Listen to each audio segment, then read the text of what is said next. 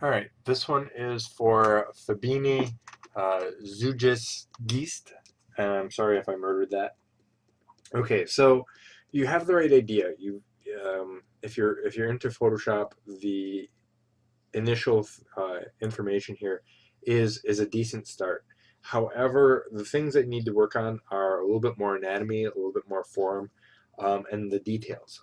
So what I mean by that is start looking at some of the contrapposto stuff of the way the form goes. So the first thing that I would say right off the bat is that the big thing is like you've got this um, the neck here, but the way the neck is kind of twisted from this standpoint, this needs to be adjusted.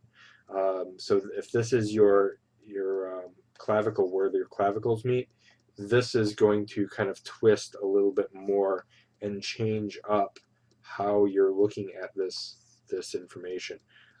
You would This would come up a little bit more and come over like so, and then this would be actually shorter because it's kind of twisting a little bit. So you're actually twisting it like this, and so you want to fix this shoulder situation here going on.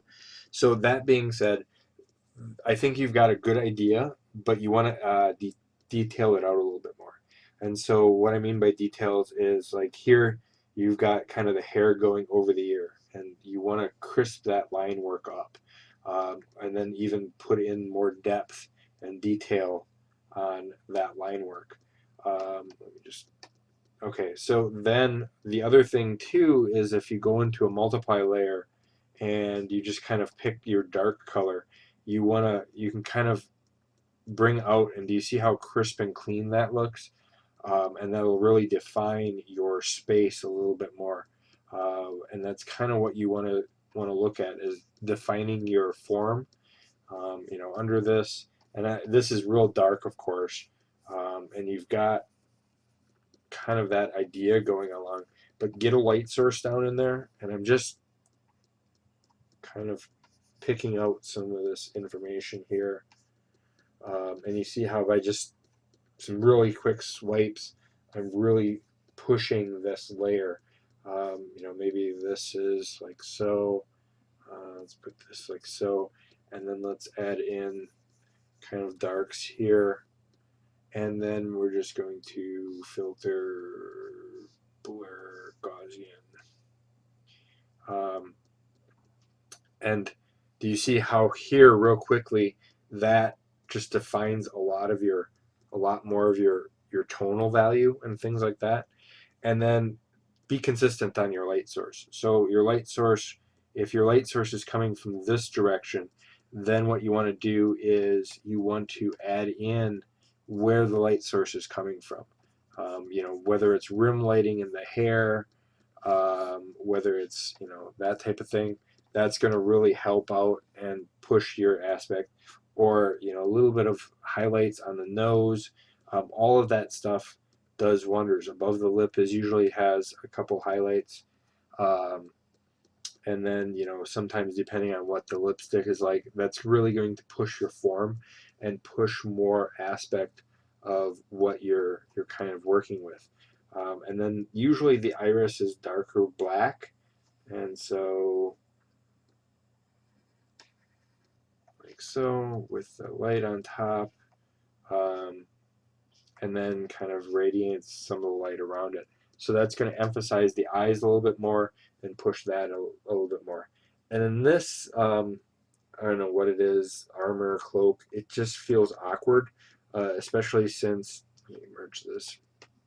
So it feels just awkward because of the simple fact that you've got no shadowing here. So let's put some shadow that's reflecting from this light.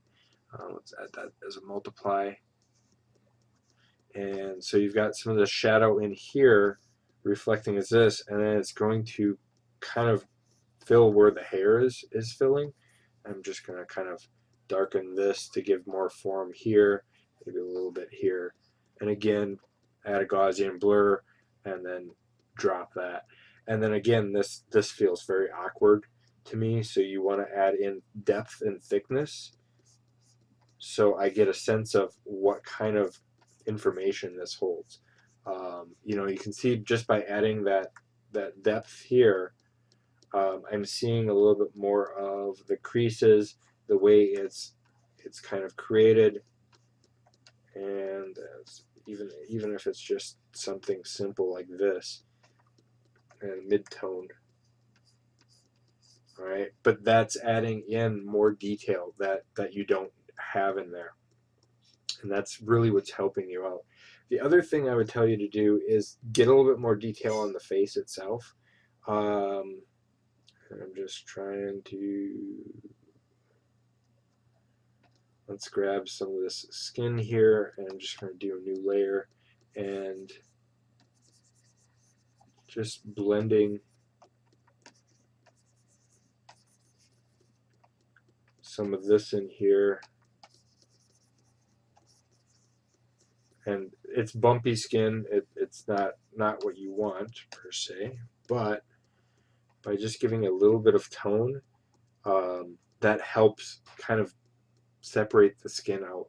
And then you could add in, let's see here, we could add in pores. So, you know, just little bits of,